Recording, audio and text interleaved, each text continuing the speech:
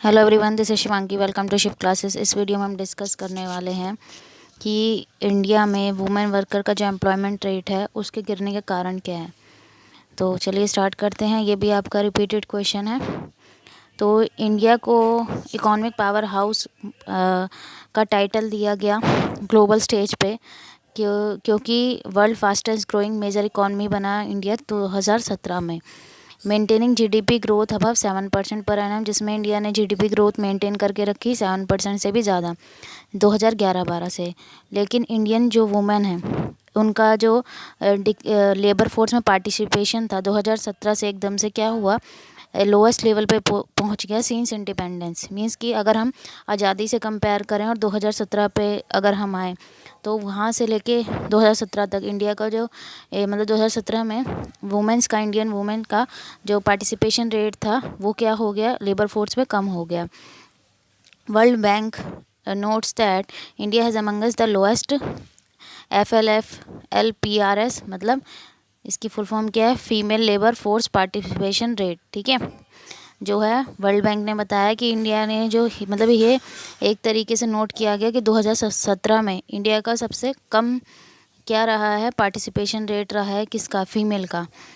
The FLFPR picked eight 33% इन 1972, मतलब 72-73 में peak पे था, 33% था, जो 1990 में कितना डिक्लाइन हो गया, 26%। और 2017-18 में सबसे ज़्यादा, मतलब एक इतिहास बन गया, सबसे ज़्यादा गिरावट आई 17.5% की। अब कारण क्या क्या है।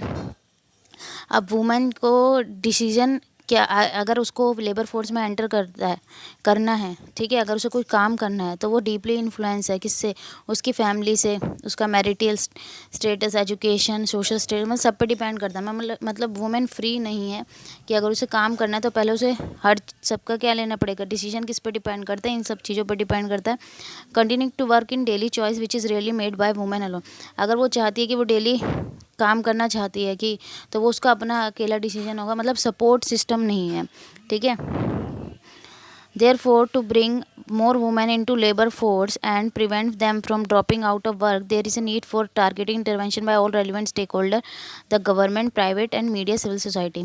तो वुमेन अगर काम करना चाहती हैं, उनको अगर लेबर फोर्स में फिर से वापस लाना है, तो इसके लिए जो इंटरवेंशन है वो किसको करना पड़ेगा, गवर्नमेंट को, private sector, media, civil society, सबको मिलके इंटरवेंशन करना पड़ेगा ताकि दोबारा से महिलाएं जो हैं वो कहाँ आ जाएं, वर्क फोर्स में आ जाएं। 1977 एंड 2017 अगर हम इनकी बात करें, इनके बीच की बात करें, Indian economy witness a surge इधर कंट्रीब्यूशन ऑफ सर्विसेज कितनी, 39% टू 53%। इंडस्ट्री का जो percentage 33 to 27 to GDP। The proportion of rural man employed in agriculture, तो जब इनका इंक्रीज़ हुआ कि भाई कंट्रीब्यूशन सर्विस सेक्टर का GDP में 39 से 53 और इंडस्ट्री सेक्टर का 33 से 27, तो जो एग्रीकल्चर में जो रूरल मैन, ठीक है, जो गाँव में जो आदमी काम कर रहे थे उनका परसेंटेज एकदम से कम हो गया 80 से 53%। ठीक है, वो कहाँ चले गए, इंडस्ट्री और सर्विस सेक्टर में काम करने। लेकिन अगर हम उसी जगह गांव में महिलाओं को देखें कि उनके परसेंटेज में सिर्फ कितना डिक्रीज़ आया, 88 से 71% डिक्रीज़ आया। और 2010 की अगर हम बात करें, women receive less than 19% of new employment opportunity, तो उनको 19% से भी कम नई एम्प्लॉयमेंट अपॉर्चुनिटी मिली। इन एग्रीकल्चर, अब खेती में seed dealers, harvester, thresher, husking equipment increase हो गए। ठीक है, मैन ने डिस्प्लेस कर दिया वुमेन का, मतलब ये सारे काम पहले कौन करती थी, औरतें करती थी खेतों में, लेकिन आदमियों ने इसको रिप्लेस कर दिया मशीनों से। तो काफ़ी सारे जो वुमेन्स थी वो क्या हो गई, अनएम्प्लॉयड हो गई। Textile, power loom, button stitching machine, textile machinery faced out women labour. तो इनकी भी जगह क्या हुआ कि जो इन उद्योगों में या छोटे जो स्मॉल स्केल इंडस्ट्री थी, इनमें भी कौन आ गया, मशीनें आ गई, तो मशीनें काम करने लगी, तो वहाँ से भी वुमेन को आउट कर दिया गया।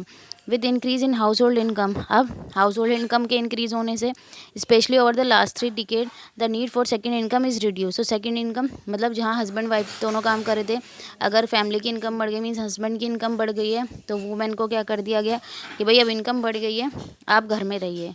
ठीक है, unpaid care work continue to be women responsibility, कि केयर वर्क और वो भी अनपेड, मीन्स जो घर का काम करती हैं महिलाएं, ठीक है, वो अनपेड होता है, ठीक है। वो एवरेज 5 आवर्स पर डे देती हैं घर का काम करने में, जो डोमेस्टिक वर्क होता है घर का काम, वर्सेस 30 मैन फॉर मैन, ठीक है। 30 मिनट्स हैं सिर्फ मैन के लिए, वो सिर्फ घर के कामों में देता है इतने टाइम। और अगर एवरेज लगाई जाए तो एक वुमेन एक दिन में 5 घंटे घर के काम को देती है, जो कि अनपेड है।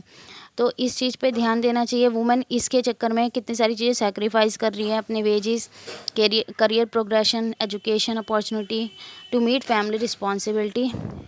तो ये सब और काफ़ी सारी रिस्ट्रिक्शन आ जाती है, जिसकी वजह से जो वुमेन का जो पार्टिसिपेशन रेट है, एम्प्लॉयमेंट जो रेट है, वो डे बाय डे क्या हो रहा है, डिक्रीज़ हो रहा है। तो ये कुछ कारण थे, बाकी आप और कुछ कारण लिखना चाहते हैं तो आप लिख सकते हैं। आई होप आपको ये क्लियर हो गया होगा। अगर वीडियो अच्छी लगी हो तो like it, share it and subscribe my channel. Thank you.